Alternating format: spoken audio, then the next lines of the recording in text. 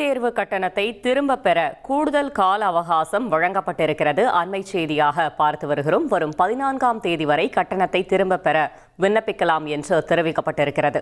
மேலும் தகவலை செய்தியாளர் சங்கரன் வழங்கிட கேட்கலாம். சங்கரன், வணக்கம். முழு விவரங்கள்.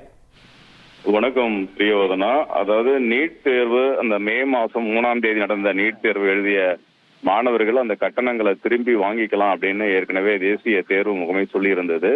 அதுக்கு கடைசி நாள் நேற்று இரவு 11:50 வரை வாய்ப்பு கொடுக்கப்பட்டிருந்தது.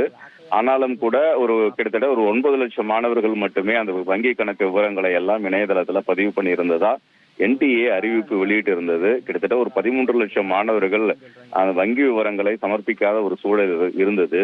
இந்த நிலையில அந்த கடைசி அவகாசத்தை மேலும் ஒரு வாரத்துக்கு எக்ஸ்டென்ஷன் பண்ணி NTA அறிவிப்பு வெளியிட்டிருக்கு. அதன்படி வரக்கூடிய 14ஆம் தேதி இரவு 11:50 வரை மாணவர்கள் இந்த ரீஃபண்ட் வாங்குவதற்காக வங்கி விவரங்களை, கணக்கு விவரங்களை எல்லாம் சமர்ப்பிக்கலாம் அப்படின்னு NTA சொல்லி இருக்கு.